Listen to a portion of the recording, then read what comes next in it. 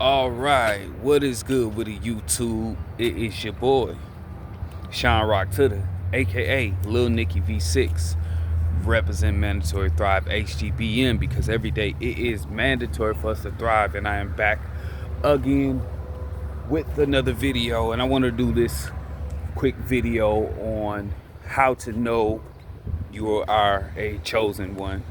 So, to make it very, very simple, first, the way you know you are chosen one is you are embraced and maybe needed everywhere, but you are accepted or fit in really nowhere, right? You tend to feel out of place, right? But you also tend to feel like you have a calling on your life. A good example of a chosen one would be a story in the Bible about a man named Joseph who thought different, lived different, wanted different, right? And because of this, he would have these dreams. He had this intuition. He had this purpose. He had these ideas about life. And he was very, very loved by his father. But because he thought a certain way, it drove his brothers mad and drove him crazy, to the point where they actually, took him out in the field, got him together, and sold him off in slavery. Another good example would be, the Cain and Abel situation. One person was just doing what their purpose was intended to do, and one person wasn't. And because of that, he bodied his brother. And so Joseph would have these dreams about these things he would do and what we're going to do. And it pissed his brothers off. And eventually he got sold into slavery, went over to Egypt. He became this great man in Egypt, and he was put in a position of power where he actually had to come back and save his brothers from famine, right? And help restore his family. And he didn't hate his brothers. He kissed his brothers. And so Joseph was a good example of a chosen one. Now, let's talk about some specifics that chosen ones, most people will hear this and say, well, that's an empath. Well, typically most empaths are chosen ones. Do you have to be an empath to be a chosen one? No. But most are. So the first sign of being a chosen one, in my opinion, I'm going to bunch them up together, is being very intuitive, very dreamy, and very vision oriented. So you kind of can see things happen. You want to put plans in motion that you kind of see in your brain. A good example of intuition, if you want to just understand intuition in an urban way, just listen to Beanie Siegel, Feel It in the Air. But a good example from my personal life of intuition was, there was a party in my neighborhood, a block party going on, right? Everybody's out there having fun, partying, kids dancing, different things going on. Nothing seemed out of order, right? To everyone else, nothing seemed out of order. It was just a normal block party, everybody having a good time, right? But me, my gut feeling, my intuition felt different. I felt uneasy. I felt that something was going to happen. I knew intuitively something was going to happen. So I began to tell, some of my friends and family, hey, I think we should move around. And they like, nah, man, what you talking about? Nah, man, you tripping. Here you go with that stuff. You be doing too much. You uptight. man, let's have a good time, blah, blah, blah, blah, blah. And I'm like, nah, man, I just don't feel right. I think we should get up out of here or whatever. And, some listened and some didn't. And so I got me and the people who were closest to me up out of there. And not even 30 minutes, literally, not even 30 minutes later, some people came through and shot the party up, shot the block party up, right? And I was just there. And the funny thing was, one of the people who were complaining to me about being uptight and stuff. Now, mind you, I didn't know this stuff at the time. I didn't know that I was intuitive or anything like that. I'm just telling the story, in hindsight. So,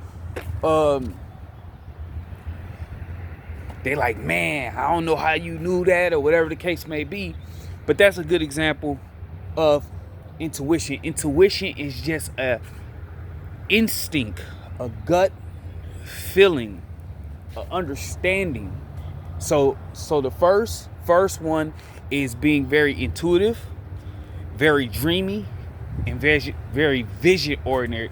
Like you can see visions, right? You visualize certain things happening. And or you're a dreamer. You dream of things. You have dreams. You have dreams of things that you experience. Another example, which I've never told anybody this, but a few years back, something happened, with a family member of mine, right? They caught a body. Something happened. Well, the truth is, I had a dream about that happening way before it happened, like a couple years before it happened.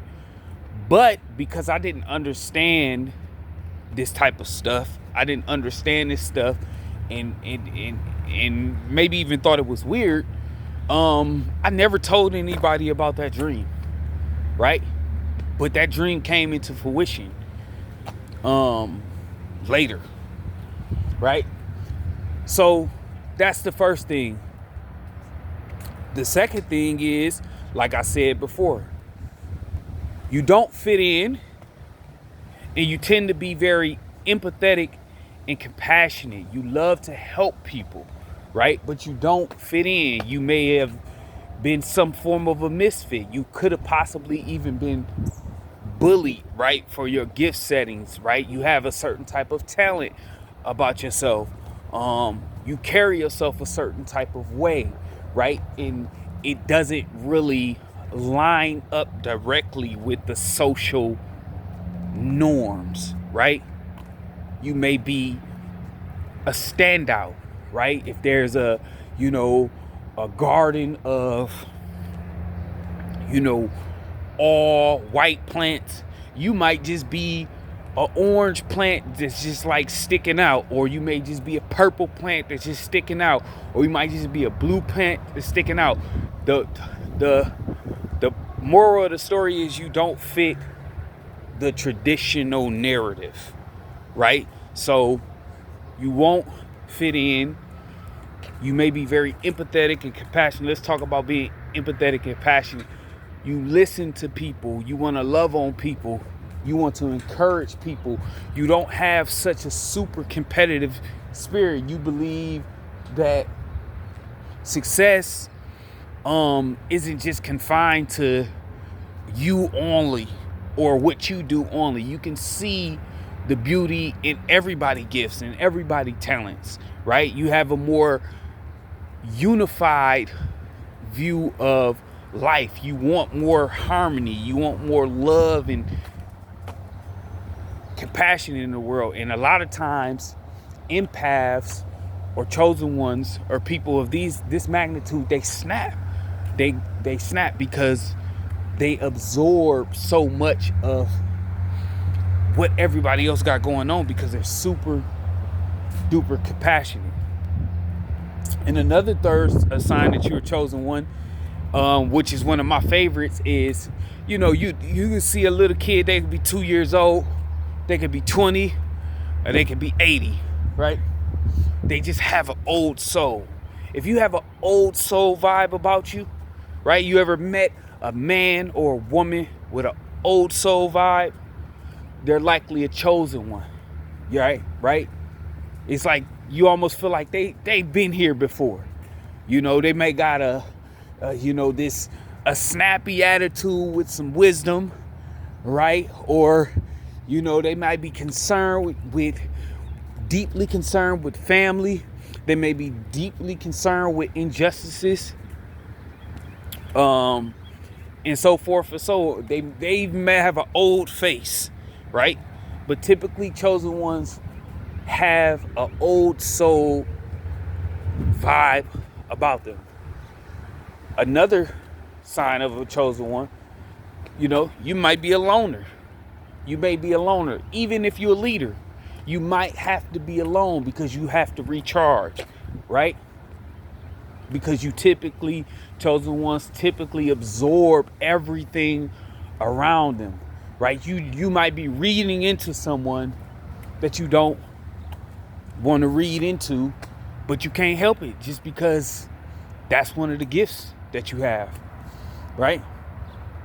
And the last one I'm gonna say is chosen ones have a strong desire for change. Strong desire for change. You want to see things different. Oh, and I'm gonna throw this one in here. Chosen ones typically love colors. Lots of colors. Different colors. Blue, yellow, green, orange. They like bright colors. They love music.